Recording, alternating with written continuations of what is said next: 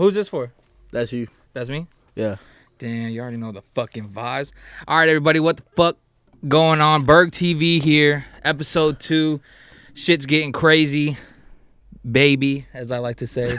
I'm just fucking with you. We got a special guest, Louie, in the building. Go ahead, man. Tell him your official name before I fuck it up, and then go ahead and tell him what you do, who you are, shit like that. LouieV, rap, East Orlando, representing. Cimarron, Curry 4, 436. You know how we coming.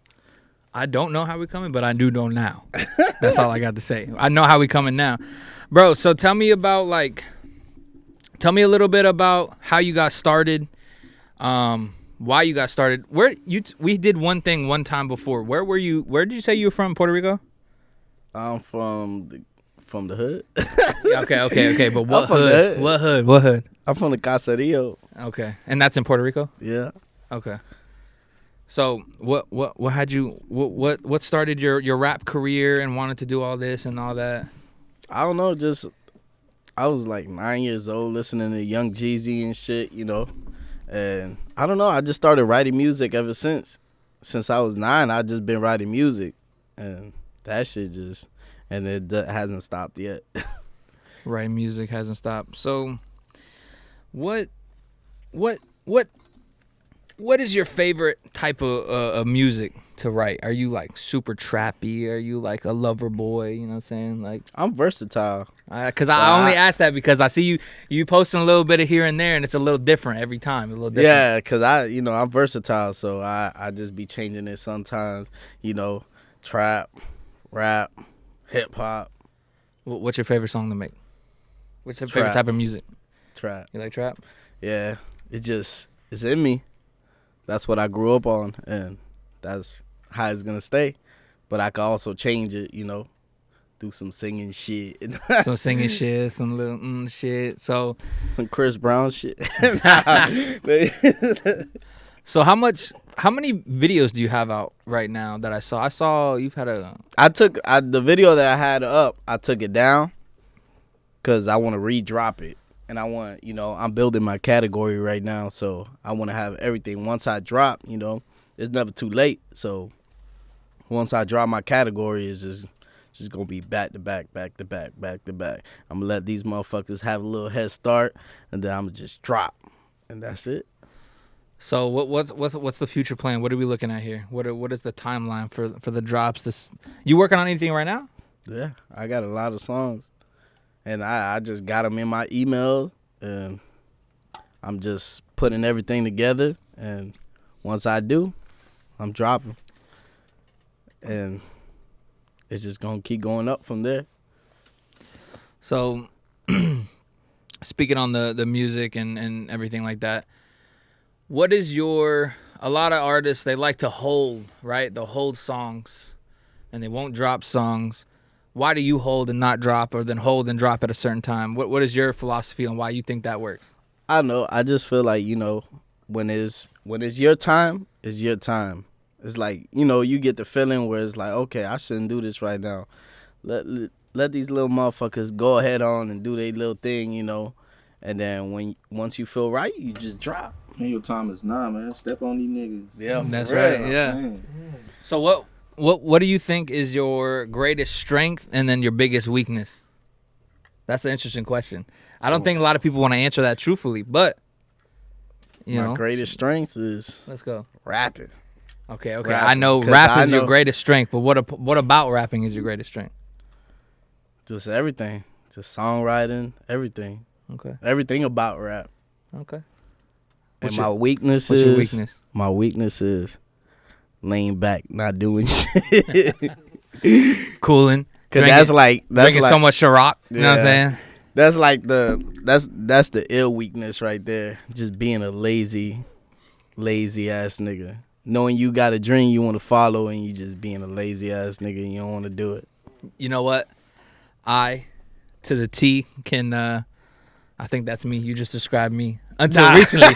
Nah, for real. Until recently. Because like I said, we got DJ in the back. DJ was, on the first episode of this, but I've known DJ for a while. I met DJ on Craigslist. I used to own a studio in downtown Orlando, and that's how I met him. We put out a Craigslist ad. Yeah. So long story short, I know this motherfucker forever, but you know, I've been doing the music video shit and this, but like I've been real lazy, not pushing to my potential. And then one day he kind of looked at me. He was like, "Yo, you being a bitch, bro." Like, for real. He was like, "You being a little bitch, bro. Like, you could do all this shit, but like, why aren't you doing it? Like, go ahead and do it." So I was like, "Fuck it, I'm gonna start going hard on the podcast." I already knew off rip since you did my first interview. That bitch came out hard. It was clean, right? But you know, that bitch was clean as fuck. You know, you got the potential. Now look, you got a podcast. You can do way more in life, you know, and you got that shit. Thank you, bro. Who is that? Is he that for you? Is he your push? That's my brother. Got to know that. What you been saying to him to get him like going? Get up off my. Get off your ass, bro. Yeah, for real. Just drop. He just stopped with the music shit. He became lazy as fuck. Like I let these motherfuckers get a little turn. I let these niggas, you know, let them get a little head start. Hey, bro, come on camera real quick. Come show the grills. Jump on real quick. Just hop in the middle. Hey, grab the chair, bro. Grab the chair. We got room. We'll make it fit. But what do you want to do soon, bro? Like, what's the goal? You want to get popping? You want to slow grind it out? What's the goal? Once I drop, I'm gonna drop back to back, and that's it. Back to back. So it ain't no stopping after that. So it's just gonna, you know, I don't want to slow grind it. I want to work for my shit. I just want to work. I feel you. What you think about his music? Man, that shit. Honest opinion. Honest opinion. Man. Pressure. I ain't no dead riding ass nigga. You know. Right. You know, when I first heard his shit was it spoke to me. It was like it was a storytelling. It's like he told a story, but it was all true. I done seen him live that life. I done seen him did shit. Mm-hmm. You know, it's times that I done seen him like be a loving family man. That's why he stopped, cause he was in the streets hard. He stopped to be with his kids. But at the end of the day, I'm like, bro, you know, you still could live your life through your music, bro, and just push that shit, man. Word. You know, when I met you, bro, I think right when I met you, right when we did that first interview, you like, damn, I got a baby on the way or some shit, right? That's when I met you. Had a baby on the way. That's the one I got. That's 2 years old right now. Yeah, you had a baby on the way, and I was like, but you were putting pressure out. You putting music out. I know that you posting pictures on the gram. They're all down, by the way. Now you got. Yeah, I took them off. I took them off. You know why? I took them off because it's Berg podcast. They want to be the first thing that everybody see once I post this shit. Just some straight hood shit. Yeah. Just once everybody, I deleted all the old, you know, previews and everything of my songs, and I'ma just wait so I could put this BergTv, you know, podcast in that bitch, and people could see, you know, we talk about real life shit, and this where is all gonna start from. I feel you, because I noticed. How did we link? Who was our mutual? No, it was I think. Oh, damn. Was it rapper? Oh no! Oh, I had asked Merk. Yeah. I had asked Merk who did the interview, and then he told me, and that's when I contacted you, and that's how we linked. Okay, yeah. So we know each other through Merk. By the way, in the next couple of weeks he'll be coming on too, so we're gonna have Merk on too. But so we did meet through Merk. But I was gonna say, bro, he was doing some hood ass shit, running around, fucking being a fucking hoodlum, but. A demon, right? He was on some demon time shit. And then I noticed you cut out the music and you stopped a little bit, but you went hard family. You took a hard right. Yeah. Hard right. To the family shit. Yeah. How was that transition? Like, how was, like, you know, being a dad and shit and, like, you know, cutting down? Because a lot of people need to hear this. We need more dads, bro. But it's not about being a dad. Like, if you want to be a dad, then you can be a dad. Right. If you love your child, then automatically you're going to be a dad. And if you spend time with your child, you're going to be a dad. But it wasn't about that. It was about the struggles I was going through to maintain, you know. And there was a lot of shit going on in my life, you know. And I kind of slowed that down. But now, you know, it's back to it. So you've been writing music to it? And always, I write music in the shower. I write music while I shit. I write music while I work. when I'm at my job, all I think about is music. Like, Right. it just like stuff come to me in my mind, and I just write that shit down, and that's how I get a lot of the good shit I get out. Yeah, who's that rapper? The fat dude with all the donuts, BFD Pac-Man. Fuck, I forgot his name. BFB. You know who I'm talking Pac-Man? about, right? Y'all know who I'm talking Yeah. about? Pac-Man. He worked a 9 to 5, And he still does. Still working at the fucking. And he's a multimillionaire. He delivers mail for the mail. Yeah, and he's a multimillionaire. Yeah, people still. are like, oh, you can't do no 9 to 5. You ain't real. Blah blah blah. What is not real about having That a 9 to nigga- 5, bro? Like, he's the one who showed everybody, like, have a 9 to 5, grind up hard, and even when you grind it up hard enough, still keep the 9 to 5. Like, even what's his name? 30 D Grimy. oh, what was that he? nigga from St. Louis. He told y'all straight up on the interviews. He's like, it ain't nothing bad about having a 9 to 5. Like, he was working a 9 to 5 and he was still doing music. Yeah, like that, you still hustling. It don't matter. You still making money. You rather do that than sit at home and be a bum. Yo, I think there's a big stigma where people are like, you can't be a rapper and have a 9 to 5. Like, you can't be a real artist and do this. Like, you have to stay in the streets. Like, you have to live that life. But first of all, there ain't nobody, like, everybody's their own humans. Can nobody tell you how you could live? Like, you could be a super multimillionaire, you could be a fucking billionaire, and still, every billionaire still goes to work and they work their 9 to 5 as bosses.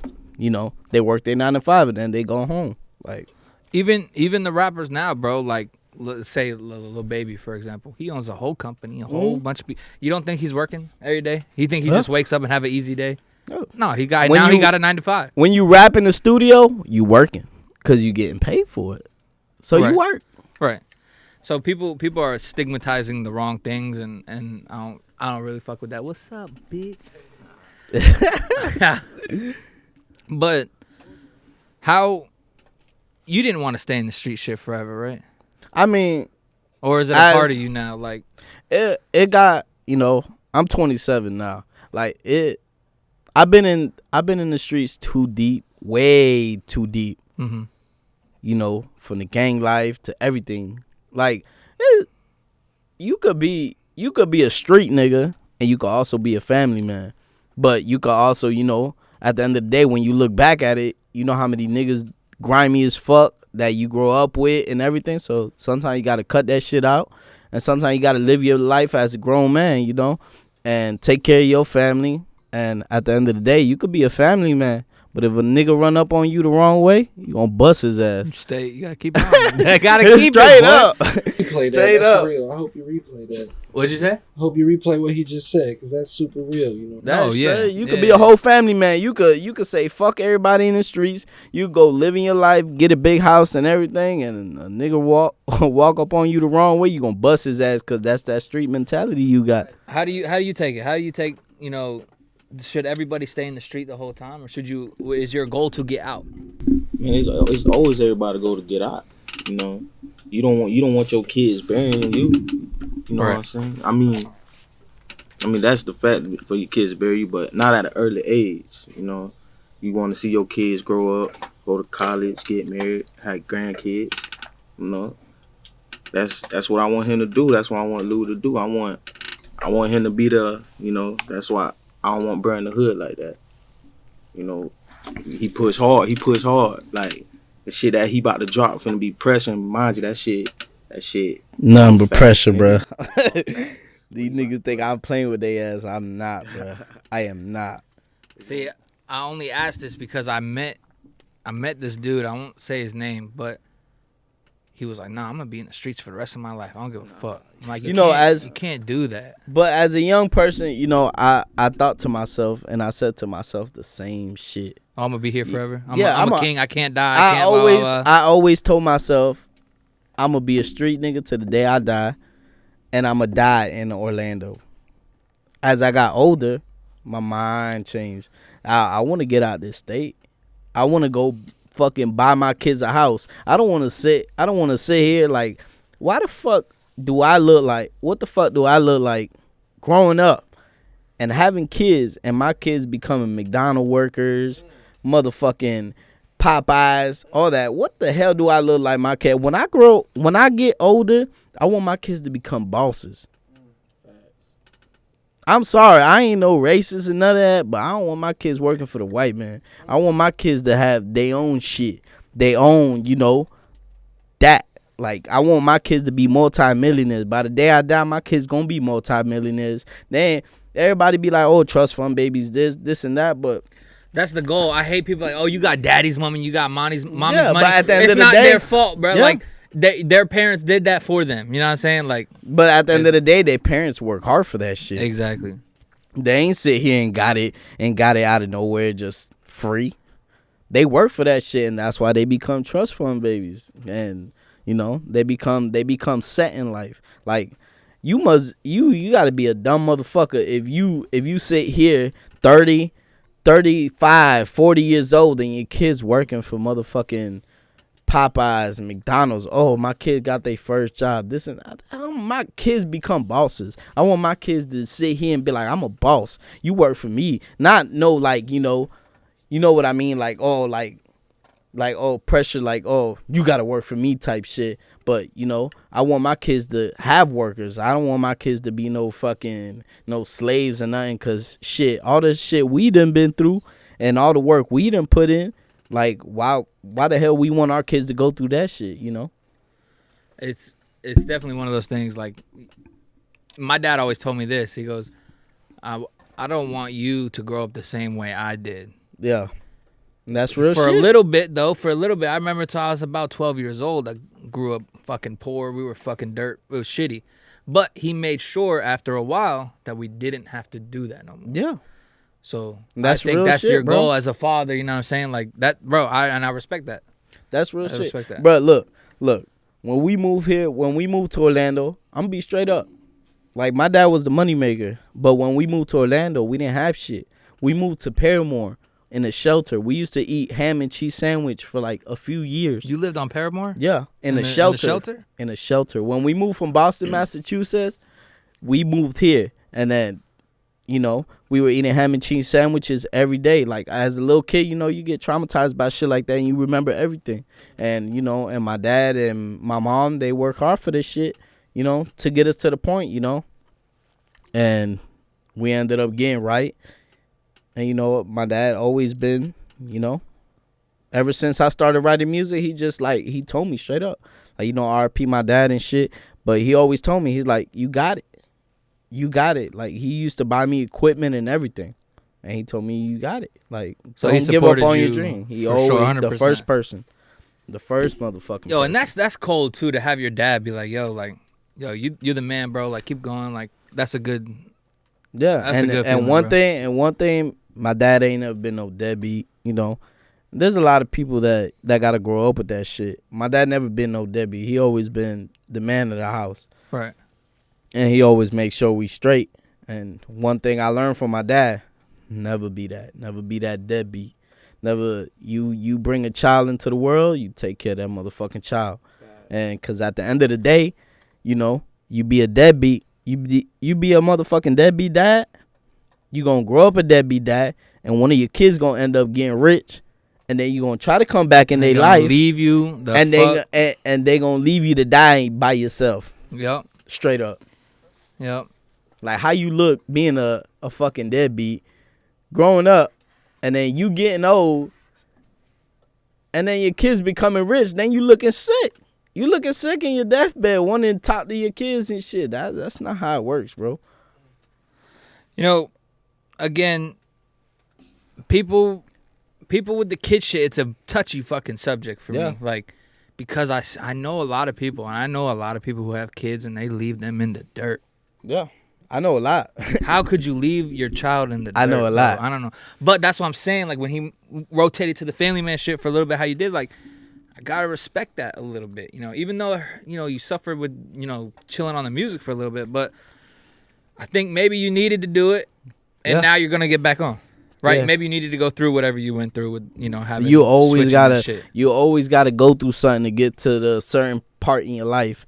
You want to get to your dream, this shit ain't gonna be easy, bro. You gotta go through struggles. You gotta become broke. You gotta become homeless. You gotta become all that before you get to the point in your life. Because at the end of the day, trust me, this shit is not easy. This shit is not easy.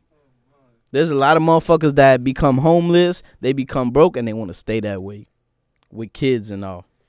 I don't want to be that way. How could you want to be there? Who wants to do that? Yeah.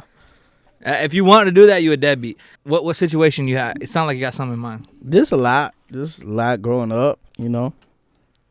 Gang life, all that shit. You know, you grow up with a lot of fake ass niggas and everything. Just life, period. What was your biggest, what was your hardest hit that you learned from? You're like, fuck, can't do that no more. Fuck, can't have those people around me no more. Yeah, that point, I can't speak about it on camera. Okay, because got you. I'm just about to tell you, like,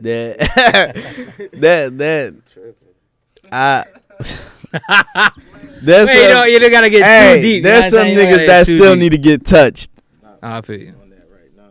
There's some niggas that still need to get touched. And I was on live. I'll tell you straight up. I was on live with somebody the other day, right? And he started saying, smoking my this, and this. He started just listing all his ops that he was trying to. And I got off. I was like, don't put me in that shit. Yeah, nah. I'm getting the fuck off whatever you're on right now, because I ain't smoking nobody. I'm chilling. You could do that, but don't put me in your bullshit. See, that's one thing. Like, I don't know. Me personally, I don't never sit here. Like, you can hear all my raps. I don't sit here and Name be drop. like, name drop and be like, oh, this nigga dead. Oh, this nigga, I got this nigga in my pack. This nigga, all that. I don't have to do that shit. I do that shit in real life, bro. Like, if I tell you everything that I done, bro, like, as you can see, like, every video I drop, I ain't got guns in that motherfucker. I'll tell you why. I get indicted so motherfucking quick. These niggas be posting guns because they got legal guns.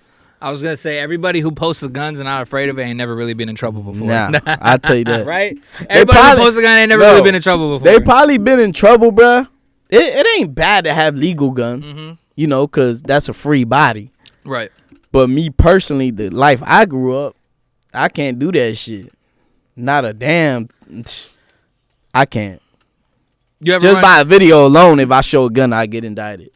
Yo, It'd be that's that quick. That's crazy. My name on the gang records. So if I do anything, jeopardize that. Even if I don't fuck with the niggas I used to hang out with, everything, I post a gun on fucking videos, I get indicted. Everybody gets indicted. Everybody that's down, everybody that's in the same gang, everybody get indicted. Straight up. And let me tell you something. We don't never talk. Ain't never no snitching shit. You'll never find no paperwork on me. You'll never ever. Niggas be saying that shit. Oh, you'll never find no paperwork. Next thing you know, they got paperwork. You'll never, ever, ever find no paperwork on me. Louis say ain't no snitch, bitch. Ever. Amen. Ain't no snitch, bitch. So you ever encountered any like internet beef shit, like real hard, like just trying you on the gram and shit, like you don't even know me? Yeah. Like some randos? I mean, not really, cause or people just trying to. Yeah, it's just a few niggas I didn't know, and it just they try to come up on your name and it just don't work. Cause if you live in Orlando, it takes me 2 seconds to find out where you live. Oh, he looking deep in your fucking face too. It takes me 2 seconds to find out where you live. I promise. Not 1, not 3. And I'm not, and listen, bro, not to talk shit or anything. I'm just not the type to sit here and be like, oh, I see you when I see you. I'm going to go knock on your mama house. I'm going to go knock on your daddy house. I'm going to go looking for your ass, nigga. Straight up. I guess what he's saying, people, is he's not the one. Allegedly. You know what I'm talking about. Allegedly, he's not the one. Hey, all videos, everything we talk about in this video, all prop. You know what I'm saying? All prop, everything. Yo, what you got coming out first? Let's wrap this up. But like, what stick back to the music shit. Like, what you got coming out recently? How close we are to getting something? Like a month. A month? Yeah. What you got? Song and a music video? Song, video? I got songs. I got like 5 songs, 6 songs that I'm going to drop back to back. And then some videos, and then we gonna keep going. Yo, you know what so for some like marketing promotion shit, I don't know why, but TikTok is that shit for pushing out music. I don't know why, but somebody pick up one of your little songs, it's done. Yeah, It's going, it's catching. I've so been I would seeing use that shit. TikTok, bro. No, but it depends on what type of song you do. Like, they could make dances for it, then it becomes a TikTok hit. But if you talking some gangster shit, or you talking, they're not gonna really pick up on some. You'd be surprised, bro. I think you'd be surprised. I don't know. Me personally, that I You'd be seen. surprised, right? Surprised. I don't have TikTok, but man, I got sisters with TikTok, and they keep sending shit to my phone. And sometimes it'd be just the hoodest music. What the fuck? Yeah. And it's like these little girls picking this shit up, or these little fucking teenagers, and they're the ones that be blowing your shit up, and letting other people listen to it because they send it to their brother, they send it to their other sister. And let me tell you, bro, it's easier to get rich now than it used to be. Cause niggas used to sell fucking CDs out they back car, out they trunk. They used to give out free CDs. Harder everything. to promote. Harder. All you gotta do is put a song on SoundCloud, Instagram, TikTok, Snapchat, whatever it is, and you blow up. That's it. It depends if they feel the motion, you blow up. And I was telling him earlier, because he's an artist too. I was telling him earlier, like, yeah, I've been y'all watching need your to videos have too. a back catalog, right? You need to have all this music backed up, so that way when somebody does find you and it gets popping, Yeah. you got somewhere to go, somewhere to be. So because if somebody finds you, they find you, and then they go, oh, yada, yada, yada, you got to keep going. Because if they find you and you got no back catalog, they can't really continue to like you or continue to figure out what your sound is. Yeah. So that's why I keep telling him, yo, just drop all your shit, bro. Like, even if, because one of them bitches is going to hit, and when they do, you got a back catalog for people to go back and listen to. Like, I do like Louie. I do like him. You know what I'm saying? See, before I fucking, what you call it, before I took a break, I was dropping songs back to back.